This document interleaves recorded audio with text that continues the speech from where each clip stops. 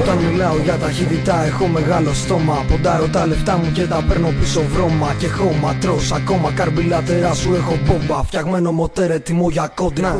Όπως ο μαύρος αετός αλωνίων δίχως τα φώτα. Μηχανάκι που γαμά χωρίς καπότα. Κυλώντας πάνω στην άσφαλτο. Κάνω συχνά τον αντίπαλο να παίρνει πουλό.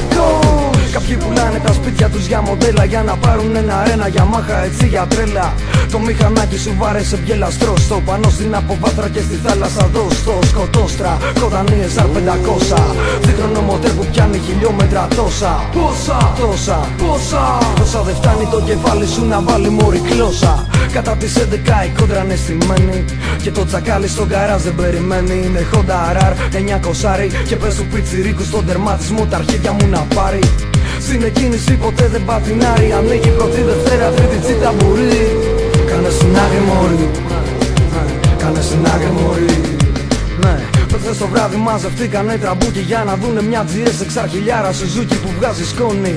Το πουλί σου το σηκώνει και όποιο μηχανάκι είναι από πίσω της νυχτώνει.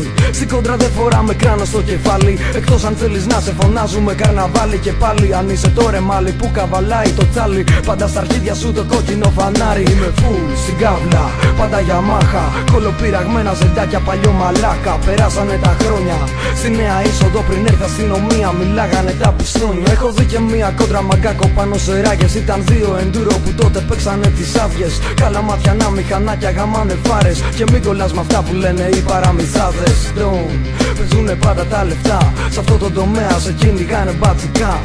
Η πίσω θέση σου δεν είναι για μουνιά. Είναι για να ξαπλώνεις σανίδα για χιλιόμετρα. Το μοτέρ πασένει στράψη. Το μηχανάκι στα 250 και κάτι μέτρα έχει σπάσει. Βαράνε κόφτες την Τετάρτη. Δώσ' το, αυτό για σένα που έχεις μένει το 80 δηλωμένο 50 και σου καίει λάδι. Αυτό για σένα που έχεις Honda GLX 90 και γυρνάς όλο το βράδυ.